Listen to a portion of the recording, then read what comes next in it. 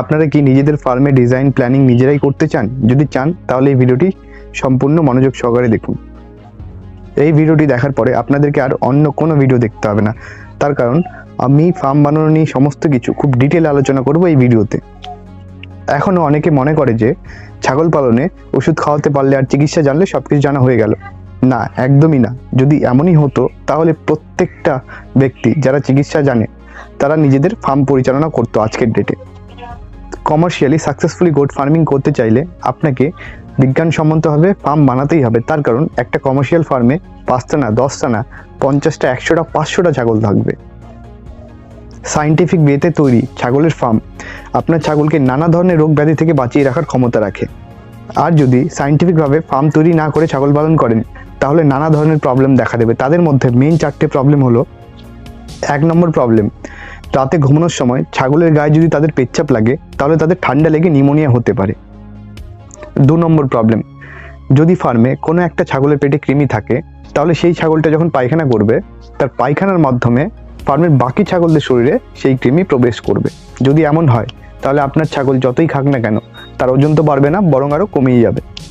3 নম্বর problem, এটা সব থেকে বড় প্রবলেম, ছাগলদের পেচ্ছাপ থেকে অ্যামোনিয়া গ্যাস বের হয়। আর যদি সেই গ্যাসটা তাদের নাকে যায় তাহলে তাদের রেসপিরেটরি ট্র্যাকে প্রচুর সমস্যা দেখা দেয়, ফলে রাইনাইটিস, কোরাইজা, ল্যারেঞ্জাইটিস ইত্যাদি রোগ দেখা দেয়।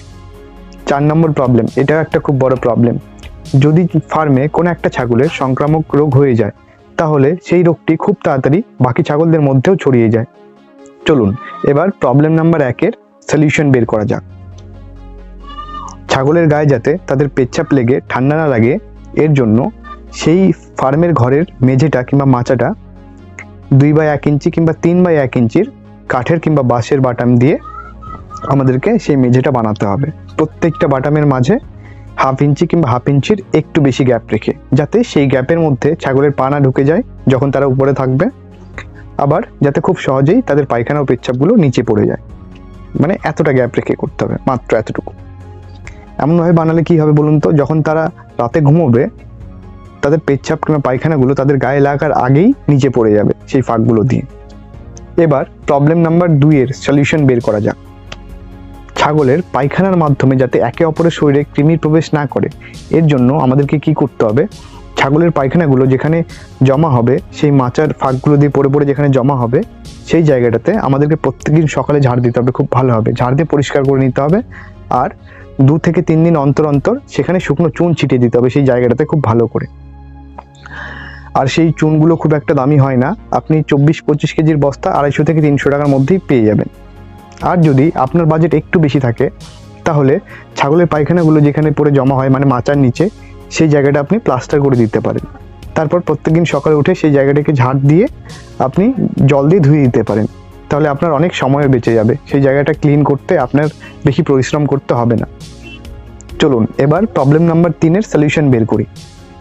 ছাগলের পেচ্ছাপ থেকে অ্যামোনিয়া গ্যাস নির্গত হয়ে যাতে তাদের নাকে না যায় এর জন্য কি করতে হবে এটা বলার আগে আমি আপনাদেরকে অ্যামোনিয়া গ্যাস সম্পর্কে একটা ছোট্ট কথা বলি। অ্যামোনিয়া গ্যাস হলো একটি ভারী গ্যাস, তাই এটি হাওয়ায় মাত্র 3 ফুট পর্যন্তই উঠতে পারে। এটা হয়ে গেল অ্যামোনিয়া গ্যাসের উইক পয়েন্ট। চলুন এবার আমরা অ্যামোনিয়া গ্যাসের উইক পয়েন্টকেই আমাদের অস্ত্র বানিয়ে একে হার মানাবো। যেহেতু অ্যামোনিয়া গ্যাস ভারী হওয়ার কারণে মাত্র 3 ফুট পর্যন্ত হাওয়ায় ভেসে থাকতে পারে, তাই আমরা কি করব, আমাদের সেই কাঠের কিংবা বাঁশের বাটাম দিয়ে তৈরি মাচাটা, ফার্মের মাচাটা, সেটা আমরা সিমেন্টের